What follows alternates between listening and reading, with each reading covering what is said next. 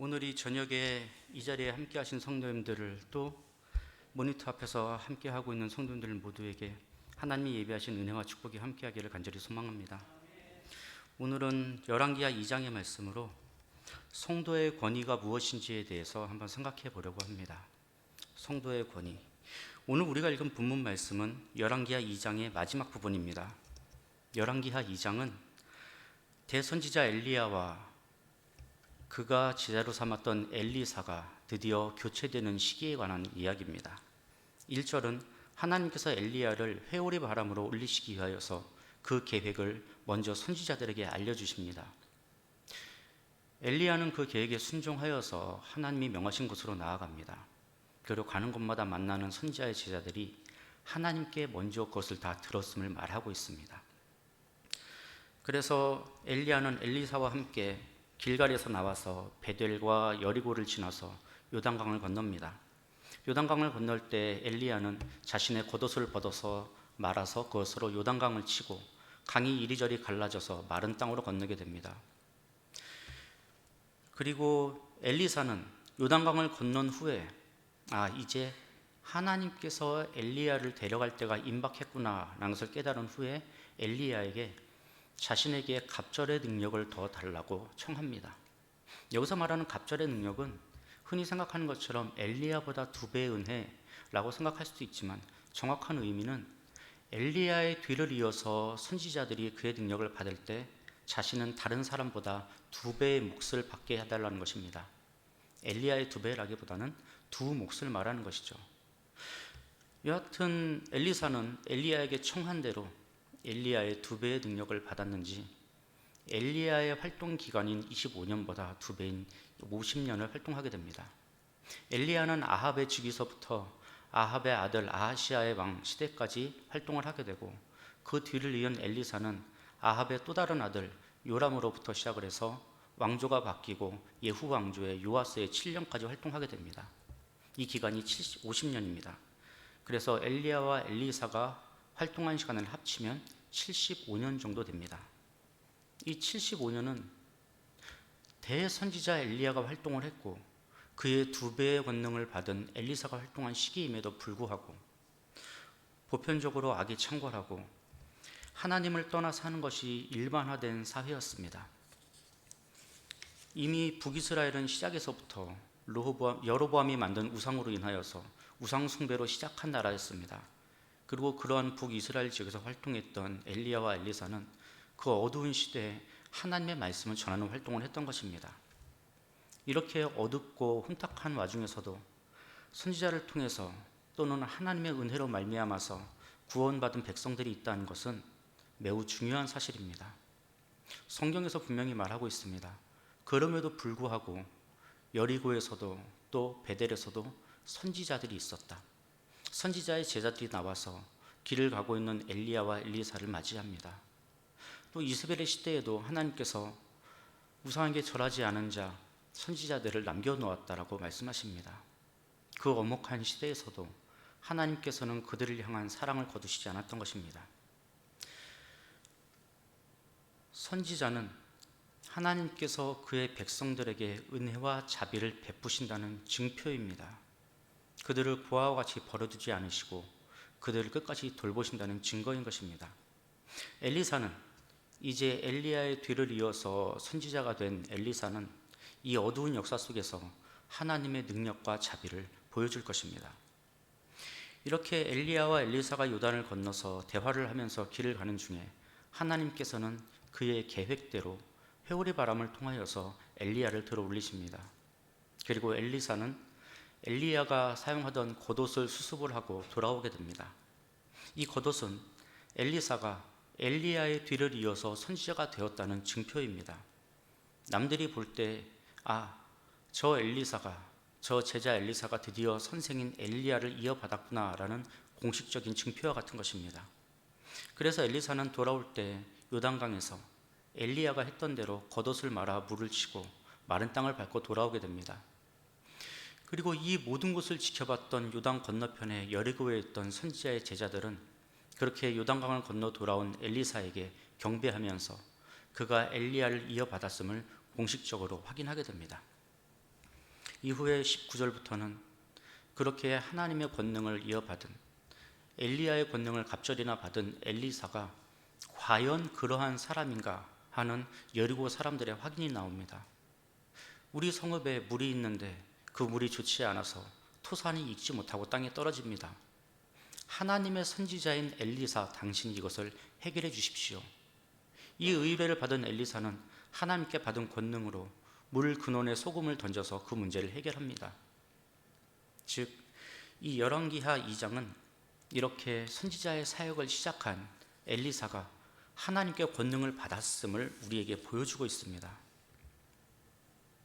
그런데 오늘 우리가 읽은 본문 말씀은 이렇게 엘리사의 영적 권위를 보여주는 2장의 마지막 부분임에도 불구하고 그 하나님의 선지자가 선지자의 제자들로부터 또 많은 백성들로부터 하나님의 선지자로서 공인받은 엘리사가 조롱받은 이야기로 마무리됩니다. 오늘 본문 23절에는 엘리사를 대머리라고 조롱하는 이들이 나옵니다. 바로 앞 구절까지는 엘리사가 엘리야의 권능을 이어받아서 선지자로서 바로 서게 되었음을 보여주고 있는데 23절로 들어오면 반전하여서 하나님의 선지자 엘리사를 조롱하는 이야기가 나오는 것입니다. 지금 엘리사를 향하여서 조롱하고 있는 이들은 누구일까요? 적어도 하나님의 선지자를 조롱하는 이들은 하나님의 택하신 백성들은 아닐 것입니다.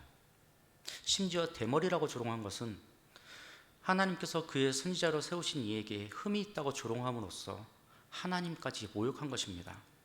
신명기 14장 1절에는 머리털을 미는 것을 금하고 있습니다. 신명기 14장 1절입니다. 너희는 너희 하나님 여호와의 자녀이니 죽은 자를 위하여 자기 몸을 베지 말며 눈썹 사이 이마 위에 털을 밀지 말라. 죽은 이를 위하여서 애도하며 머리털을 미는 것은 이방신의 풍습이었습니다. 그런데 지금 엘리사는 머리털이 없습니다. 시선을 조금만 낮춰주시고 저를 보지 마시고 제 얼굴을 봐주십시오. 엘리사는 대머리였습니다. 그리고 그것을 조롱한 이들은 하나님이 선지자로 세웠다는 사람이 이방신의 풍습을 따르고 있구나, 과연 하나님이 하나님이냐 하고 모욕하는 것입니다. 하나님이 과연 한 분밖에 없는 신이냐, 이방신의 풍습을 따르는 자도 인정하고 선지자로 세우는 그 하나님이 과연 하나님이냐라고 조롱하는 것입니다. 엘리사를 조롱한 이들이 성경에는 작은 아이들이라고 나옵니다. 이 작은 아이들이라는 히브리 단어는 나르라고 하는데, 이 나르는 가리키고 있는 연령층이 굉장히 범위가 넓은 단어입니다. 유아기부터 결혼 정년기까지의 청년들을 다 아우르는 단어입니다.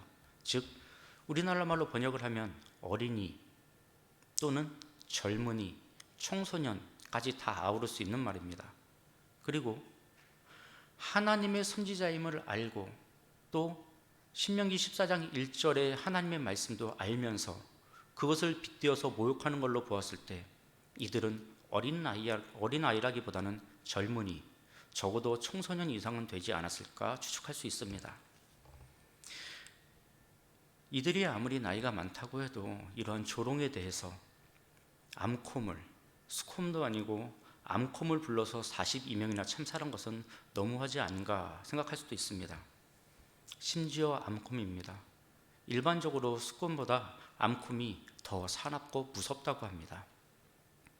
인간도 마찬가지인 것 같습니다. 더 무섭죠. 더 무섭습니다. 하나님께서 그냥 벌을 내리신 것이 아니라 가장 무서운 것, 더 무서운 것으로 벌을 내리신 것입니다. 그렇게까지 할 필요가 있었을까? 겨우 놀린 것에 대해서 수콤도 아닌 암콤을 2마리나, 그래서 42명이나 참살할 필요가 있었을까? 하지만 이 사안은 그만큼 심각하고 무거운 것이라는 걸 우리에게 보여줍니다. 하나님과 그의 종을 아울러서 싸잡아서 조롱하는 것은 참을 수가 없는 것입니다. 하지만 안타깝게도 오늘날 우리가 살아가는 이 세상 속에서는, 오늘날 사회 속에서는 이러한 모습을 종종 보게 됩니다. 기독교인들에 대해서 안 좋은 이야기들이 만연하고 하나님의 진리와 영광이 조롱거리가 되어서 사람들의 입방아에 오르내립니다. 왜 이런 일들이 벌어질까요? 지금 우리가 살고 있는 이 시대는 다원주의의 시대라고 합니다. 절대적인 것이 없고 옳고 그름이 없고 상황에 따라서 모든 것이 다 바뀔 수 있다라고 말하는 시대입니다. 타고난 절대적인 특성, 심지어는 남성과 여성까지도 개인의 주관에 따라서 바꿀 수 있다라고 말해지는 시대가 바로 지금입니다. 하지만 그런 시대에도 기독교는 절대성과 배타성을 지니고 있습니다. 오직 한 분 하나님만이 절대적인 신이시고 하나님이 주신 계시가 절대적인 기준이고 오직 하나님께서 행하신 구원의 역사, 그리스도 예수로 말미암아 우리를 구원하신 그 사역만이 오직 절대적이고 유일한 구원의 길입니다. 그렇기 때문에 세상은 그런 우리들을 보면서 화를 내고 조롱하고 빈정거리는 것입니다. 하지만 여전히 천국에 들어가는 길은 예수님뿐이지요. 황금집으로 가는 길도 예수님뿐이지요. 다른 길은 없어요. 아멘. 천국에 들어가는 길은 예수님뿐이지요. 우린 다 아는 찬양입니다. 제가 어린 시절 배운 찬양이고 지금도 총회에서 발행한 어린이 표준 찬송가 112장에 수록되어 있는 찬송입니다. 우리가 이미 알아야 할 모든 것은 유치원에서 다 배웠다라는 책이 있습니다. 나갔다 오면 손 씻기, 부모님께 인사하기, 매일같이 성실히 운동하고 밥은 꼭꼭 씹어먹고 흘리지 않고 자기가 한 것은 다 치우기, 자기가 배워야 할 것은 이미 다 유치원에서 배웠다라고 합니다. 마찬가지로 성도가 배워야 할 것은 이미 유치부, 유초등부, 중고등부에서 다 배웠습니다. 우린 이미 알고 있습니다. 천국에 들어가는 길은 예수님뿐이지요. 하지만 오늘날 이 시대를 살아가는 성도들은 이것을 망각하고 시대적 흐름에 몸을 맡겨서 그저 흘러가고 있지는 않은지 한번 생각해 보아야 합니다. 누구도 그리스도 예수를 통하지 않고서는 하나님께로 나아갈 수 없습니다. 하나님께 나아가는 자는 십자가를 통과해야 하고 그의 보혈을 통과해야 하는 것입니다. 다른 길은, 다른 방법은 다 늑대요, 이리요, 사기꾼들입니다. 마태복음 7장 15절은 이렇게 말합니다. 거짓 선지자들을 삼가라. 양의 옷을 입고 너희에게 나아오나 속에는 노략질하는 일이라. 그리스도를 분으로 삼지 않는 모든 것은 강도요 절도입니다. 요한복음 10장 1절과 2절에서 예수님은 이렇게 말씀하십니다. 내가 진실로 너희에게 이르노니 문을 통하여 양의 우리에 들어가지 아니하고 다른 데로 넘어가는 자는 절도며 강도요 문으로 들어가는 이는 양의 목자라. 아멘. 즉 엘리사를 조롱한 젊은이들은 왜 하나님만이냐, 왜 그 길밖에 없느냐, 그런 하나님이 우상의 다른 신의 선지자를 자신의 선지자로 세우는데도 불구하고 왜 하나님뿐이냐라고 조롱하는 것입니다. 이것은 가장 근본적인 죄악이며 가장 큰 죄악입니다. 하나님을 부정한 것이고 하나님의 수준을 땅의 수준으로 격화시킨 것이기 때문에 그들은 죽을 수밖에 없었던 것입니다. 엘리사를 조롱한 것이 아니라 하나님을 조롱한 큰 죄이기 때문에 참살당한 것입니다.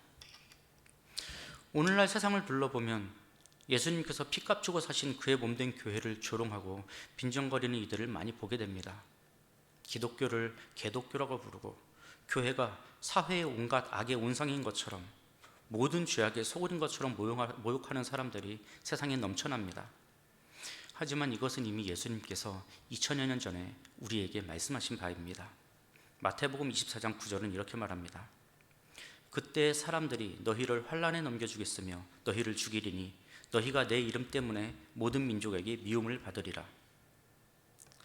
지금은 은혜의 시대라 하나님께서 참고 기다리십니다. 하나님께서는 참으로 자비로운 분이시고 참으로 사랑이 많으신 분이시고 인내하시는 분입니다. 그렇기에 때가 차기까지 참고 기다리십니다.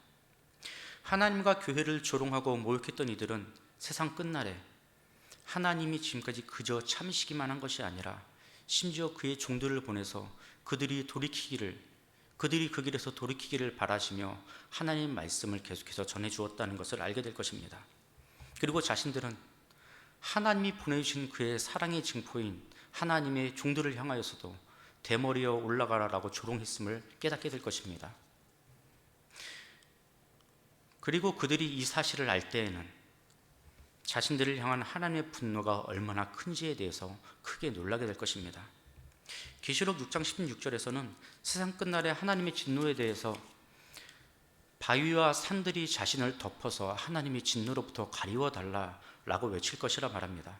계시록 6장 16절입니다. 산들과 바위에게 말하되 우리 위에 떨어져 보좌에 앉으신 이의 얼굴에서와 그 어린 양의 진노에서 우리를 가리라. 하나님은 그의 교회와 하나님을 조롱한 이들에 대해서 반드시 갚으실 것입니다. 즉각적인 보응과 참아주시는 것은 단지 시간적인 차이일 뿐입니다. 열왕기하 2장은 엘리사가 하나님의 부르심을 받은 하나님의 선지자임을 드러냅니다. 2장 전체가 엘리야가 이제 이스라엘을 향하여서 하나님의 선지자로서 하나님의 영광과 권위를 증거하는 자로 일하게 되었음을 드러내고 있습니다. 그렇기 때문에 그러한 일을 드러내는 2장의 맨 끝에는 그의 선지자를 향한 조롱에 대해서 즉각적인 보응이 기록되어 있는 것입니다. 2장 전체는 엘리사가 이어받은 하나님의 선지자의 권위를 확인시켜주는 내용입니다. 그리고 이것은 대단히 중요한 기초입니다. 하나님의 백성이 이 세상을 살아가는 일에 있어서 가장 중요한 기초 중에 하나가 우리가 하나님의 자녀된 권위를 세상에 드러내고 나타내고 있어야 한다는 것이기 때문입니다. 예수를 믿는 모든 성도들은 권위자로서 세상에 서야 합니다. 여기서 말하는 권위는 사실 매우 조심스러운 단어입니다. 우리는 권위란 말을 그다지 좋아하지 않습니다. 그래서 우리는 보통 이런 말을 씁니다. 저 사람은 권위적이다. 권위적이다라는 말은 흔히 비난으로 사용되는 말입니다. 비난을 굉장히 정중하고 우아하게 표현한 말이죠. 그 본심은 사실 이것입니다. 저 사람이 권위적이다라는 말은 저 사람은 재수없다. 저 사람은 밥맛이다. 이런 얘기입니다. 권위가 있다는 말과 권위적이라는 말은 사실 다른 뜻입니다. 권위는 우리가 생각하는 것처럼 나쁜 말, 비난으로 사용되는 말이 아니라 상대방의 유익을 얻을 때까지 쉼없이 사랑하고 그를 위하여서 수고를 아끼지 않는 것을 말합니다. 이것이 권위입니다. 상대방의 유익을 위하여서 쉼없이 사랑하고 수고를 아끼지 아니하는 것. 하지만 권위적이라는 말은 이러한 권위를 자신의 이익을 위하여서 이용하는 것, 다른 이들을 억압하고 지배하고 억누르는 것을 말합니다. 즉 권위를 가진 자들이 권위로서 사용하지 않고 권위적이 되었을 때 우리는 권위에 대해서 싫어하게 되는 것입니다. 예를 들어 부모는 자식 앞에서 권위를 가지고 있습니다. 권위가 없는 부모는 부모로서의 일을 잘 할 수가 없습니다. 하지만 그 권위를 가지고 자녀가 마치 자신의 소유물인 양 부리고 명령하고 절대적으로 힘을 휘두르는 것이 아니라 자녀들이 잘 되도록 모든 힘과 정성과 수고를 다하는 것을 부모로서 권위 있다고 말하는 것입니다. 때로는 이런 권위에는 힘이 동원되기도 합니다. 부모로서 자식을 위하여서 모든 힘과 정성과 수고를 다하기 위하여서 힘을 사용할 때가 있습니다. 이런 얘기가 있죠. 자녀의 머리끄댕이를 깎아가지고 방에 가둬버리자. 드라마에 많이 나옵니다. 또는 내가 저 녀석 다리 뭉댕이를 부러뜨려가지고 어디 나돌아다니지 못하게 해야지. 사실 우리가 주변에서 가장 자주 들은 말은 이것일 것입니다. 종아리 걷어. 저도 많이 들은 말입니다. 종아리 걷어. 내 종아리는 왜 그렇게 많은 순환을 당해야 했는지요. 부모님이 자식에게 권위를 행사할 때 힘으로써 행사할 수도 있는 것입니다. 물론 요새는 세상이 많이 바뀌어서 생각 의자에 앉아서 반성하라고 한답니다. 너 생각 의자에 앉아서 벽 보고 네가 뭐 잘못했는지 반성하고 내려와. 권위에는 힘이 동원될 수도 있습니다. 하지만 그 근본에는 자녀가 나쁜 길로 빠지지 않도록 해야 하겠다는 그러한 사랑이 있는 것이고, 그렇기 때문에 부모님의 이러한 사랑은 권위인 것입니다. 권위는 내 이익을 위해서가 아니라 상대방의 유익을 위해서 모든 것을 하는 것입니다. 그리고 성도는 세상 앞에 이러한 권위를 가지고 서 있는 자들입니다. 성도는 세상 앞에서 진리를 전달하기 위해서 그 권위를 가지고 있는 것입니다. 성도 앞에서 진리를 전달하는 자는 목사님이십니다. 그리고 세상 앞에서 진리를 전달하는 자는 성도입니다. 성도는 세상 앞에서 하나님과 그의 영광과 생명을 전달하는 자들입니다. 그렇기 때문에 성도에게는 권위가 요구되는 것입니다. 하나님의 자녀라는 사실을 본인과 세상이 인정할 수 있는 내용으로 서 있어야 합니다. 내 이익을 위해서가 아니라 세상이 죄에서 구원받을 수 있도록 하기 위해서 힘과 정성과 수고를 모든 것을 하는 권위로서 세상 앞에 서 있어야 합니다. 이에 대해서 바울은 성도들이 그리스도의 편지라고 말합니다. 고린도후서 3장 3절입니다. 너희는 우리로 말미암아 나타난 그리스도의 편지니 이는 먹으로 쓴 것이 아니요 오직 살아계신 하나님의 영으로 쓴 것이며 또 돌판에 쓴 것이 아니요 오직 육의 마음판에 쓴 것이라. 아멘. 바울은 성도들이 그리스도의 편지로서 하나님께서 그의 메시지를 세상에 전하는 도구라고 말한 것입니다. 또한 바울은 성도들이 그리스도의 향기이며 세상에 대해서 생명과 사망을 가르는 기준이 되어야 한다고 말합니다. 고린도후서 2장 15절 16절입니다. 우리는 구원받는 자들에게나 망하는 자들에게나 하나님 앞에서 그리스도의 향기니 이 사람에게는 사망으로부터 사망에 이르는 냄새요 저 사람에게는 생명으로부터 생명에 이르는 냄새라. 누가 이 일을 감당하리요? 사도 바울은 분명히 말합니다. 자신이 살아왔던 것처럼, 자신이 예수님께 배운 것처럼 이제 성도가 세상에 서서 그리스도의 편지요 향기로서 세상에 대해서 생명과 사망을 가르는 기준을 알려주어야 한다고 말하는 것입니다. 사도 베드로는 소망에 관한 이유를 성도에게 물어야 한다고까지 말합니다. 베드로전서 3장 15절 16절입니다. 너희 마음에 그리스도를 주로 삼아 거룩하게 하고 너희 속에 있는 소망에 관한 이유를 묻는 자에게는 대답할 것을 항상 준비하되 온유와 두려움으로 하고 선한 양심을 가지라. 이는 그리스도 안에 있는 너희의 선행을 욕하는 자들로 그 비방하는 일에 부끄러움을 당하게 하려 함이라. 아멘. 세상 앞에 있는 우리는 그리스도의 편지요 향기로서 소망에 관한 이유를 말해주는 자로서, 즉 권위를 가진 자로서 서 있어야 합니다. 성도가 세상 앞에 권위를 가지고 서 있을 때 성도를, 교회를, 하나님을 비방하는 자들은 부끄러움을 당하게 될 것입니다. 하나님의 자녀라는 권위를 가지고 서 있을 때 이 일이 가능하게 됩니다. 예수님은 이런 성도들에게 세상의 소금이요 빛이라고 말씀하셨습니다. 성도는 세상 앞에 하나의 권위를 가진 자로서 세상이 우리를 볼 때 우리가 성도라는 것을 아는 방식으로 살아가야 한다고 말한 것입니다. 성도는, 구별된 무리는, 거룩한 이들은 숨겨지지도 않고 특성상 감춰지지 않는 자들입니다. 흔히 세상에는 감출 수 없는 것이 세 가지가 있다고 합니다. 기침과 가난과 사랑이라고 하죠. 오늘날 특히 더 중요하게 여겨지는 말이죠. 기침은 감출 수 없습니다. 그래서 우리는 기침하는 사람 옆에서 즉시 물러나죠. 오늘은 11월 11일 빼빼로데이라고 합니다. 사랑하는 사람에게 사랑을 표현하는 날이라고 합니다. 감출 수 없는 것, 기침과 가난과 사랑. 또 어떤 분들이 이렇게 말하죠. 기침과 방귀와 사랑은 감출 수가 없다. 소리는 안 나도 냄새로서 다 알게 된다. 이렇게 감출 수 없는 것에 저는 한 가지를 더 추가하고자 합니다. 바로 성도의 권위입니다. 성도의 권위는 감출 수도 없고 감춰서도 안 됩니다. 성도는 세상 앞에 하나님의 진리와 생명과 하나님이 어떠하신가, 하나님이 어떤 분이신가를 전달하는 자들로서 드러나서 서 있어야 합니다. 하나님이 크고 비밀한 것을 비밀로서만 감추고 우리끼리만 아는 것이 아니라 세상에 그것을 드러내는 하나님의 편지요 향기인 것입니다. 그러함으로써 세상이 우리를 보고 자신들과 다르다는 것, 자신들과 다르게 구별된 성도라는 것에 대해서 인정을 받아내야 합니다. 하지만 오늘날 성도들은 자기 자신의 정체성에 대해서, 신분에 대해서 흔들리고 있지 않은지 돌아볼 필요가 있습니다. 미국의 작가 마크 트웨인의 왕자와 거지라는 소설이 있습니다.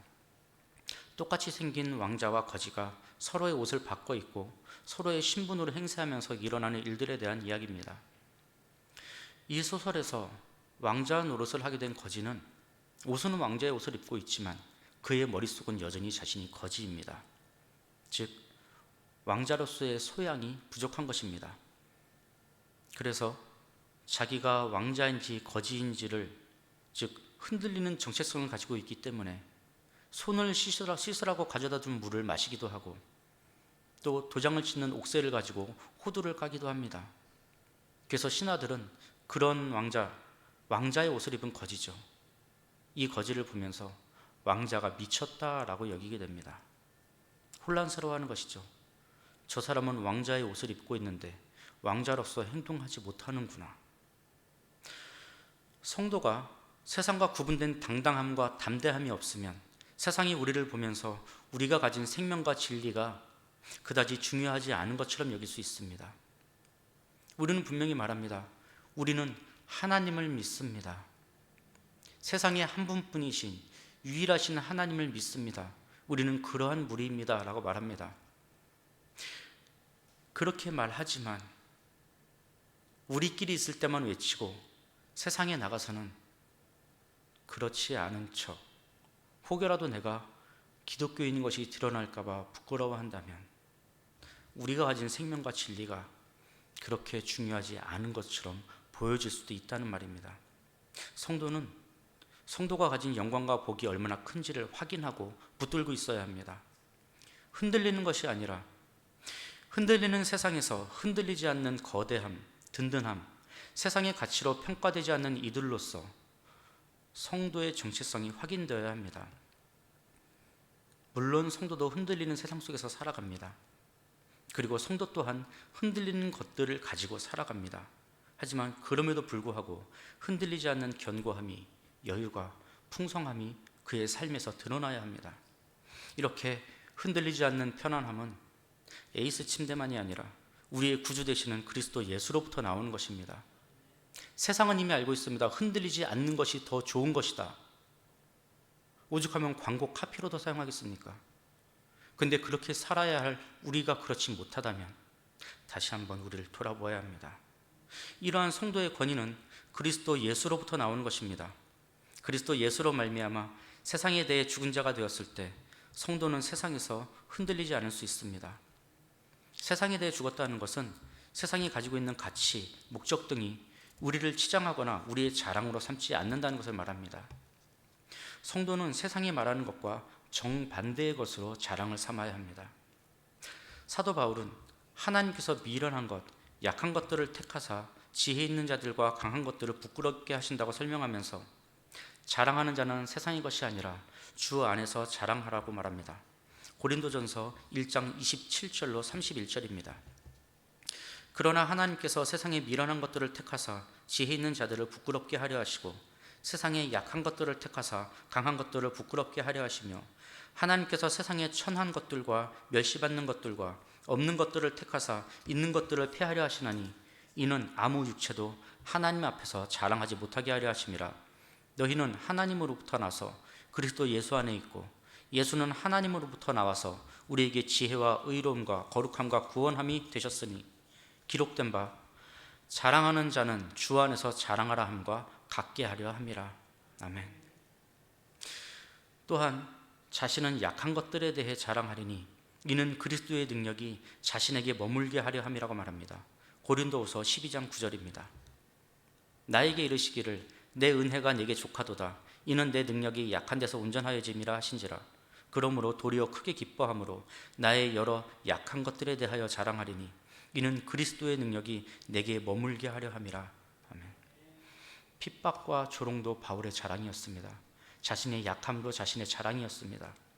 바울은 고린도서 11장에서는 자신이 받은 고난을 열거하면서 자신이 약함을 자랑한다고 말합니다. 빌립보서 3장에서는 세상이 가치 있게 여기는 것들을 배설물로 여긴다고 말합니다. 바로 여기에 성도의 권위가 존재하는 것입니다. 세상 것들을 동원해서 성공을 자랑하고 이렇게 내가 많은 것을 가졌다, 이렇게 내가 안전하다라고 자랑하는 곳에서는 성도가 가진 생명을 전달하는 권위는 없는 것입니다. 세상만 남아있는 것이죠. 권위가 없는 곳에서는 성도에게 소망에 관한 이유를 누구도 묻지 않을 것입니다. 그리스도의 편지요 향기로서 생명과 진리를 전달할 권위가 없는 것입니다. 그것이 오늘날 성도들에게 나타나는 문제입니다. 성도로서의 정체성이 흔들리고 권위를 잃어버려서 마땅히 해야 할 일을 하지 못하는 것입니다. 이제 말씀을 맺겠습니다. 성도는 세상의 것들로 세상의 가치와 기준으로 자랑하는 이들이 아닙니다. 오히려 세상과 반대되는 것들로 자랑을 삼는 이들입니다. 그럴 때 세상은 성도를 향해서 자신과 다른 무리, 구별된 이들, 거룩한 무리, 성도라고 부를 것입니다. 이 세상의 삶 가운데서 용납과 인내와 사랑과 온유함이 우리 삶의 특징이 되도록 만들어내야 합니다. 능력이나 성공이 아니라 사람됨의 자리가 우리가 어떤 모습으로 서 있는가를 우리의 내용을 찾아가야 합니다. 엘리사의 권위는 그의 사역의 첫 출발이었습니다. 엘리사는 엘리야에게 겉옷을 받았고 그 겉옷을 통하여서 사람들에게 인증받았습니다. 그리고 그가 행한 일들, 여리고에 있는 물을 고쳐줌으로써 드디어 일반 시민들에게도, 일반 백성들에게도 자신이 하나님의 선지자임을 공인받았습니다. 권위는 상대방이 유익을 얻을 때까지 쉼없이 사랑하고 그를 위하여 수고를 아끼지 않는 것입니다. 엘리사는 하나님의 백성들이 유익을 얻을 때까지 쉼없이 그들을 사랑하고 그들을 위해서 수고를 아끼지 않았습니다. 그러한 삶이 50년이었습니다. 어둠 속에서 이러한 엘리사의 권위는 그의 경건과 그의 능력을 통해서 나타나는 게 아니라 이스라엘 백성들의 유익함으로 나타나게 되는 것입니다. 그가 행하는 능력, 놀라운 일들이 아니라 그것을 통해서 받게 되는 이스라엘 백성들의 유익함으로 나타나게 되는 것입니다. 그렇게 함으로써 생명과 진리가 하나님으로부터만 나오는 것임을 하나님의 백성들에게 나타낼 것입니다. 하나님의 은혜와 자비가 얼마나 큰지를 그 악한 백성들에게, 그 어둠을 살아가고 있는 백성들에게 하나님의 인내와 자비로우심이 얼마나 큰지를 엘리사가 가진 권위를 통해서 드러나게 될 것입니다. 그로부터 나오는 모든 것이 하나님의 권능과 거룩함, 그의 백성에게 베풀어지는 자비로서 하나님의 마음을 나타내게 됩니다. 자기의 능력이 아니라 어두운 세상에 빛을 비추시고 진리 안으로 돌아오게 하시는 하나님의 도구로, 통로로, 권위자로서 서 있게 될 것입니다. 우리가 이 세상 앞에 엘리사와 같은 이 권위를 가지고 서 있을 때 비로소 우리는 복이 무엇인지, 생명이 무엇인지 바르게 전달할 수 있을 것이고, 우리를 통해서 세상은 참된 복이 이 어둠 속에 존재하고 있다는 것을 확인하게 될 것입니다. 어두운 세상 속에서도 하나님께서는 그의 택하신 백성들에게 그의 종들을 보내십니다. 그리고 하나님께서는 이 어두운 세상 속에서 우리들을 통하여서 하나님의 복을 이 세상에 보내십니다. 이러한 권위를 주 앞에서 구하고 찾고 회복하심으로써 세상을 향하여 강하고 담대하게 하나님으로부터 받은 진리와 그리스도로부터 받은 생명을 드러내고 전달하는 이 시대의 왕같은 제사장이요 선지자로서 하나님 백성의 권위로 세상에 서 있는 성도들이 되시길 간절히 소망합니다.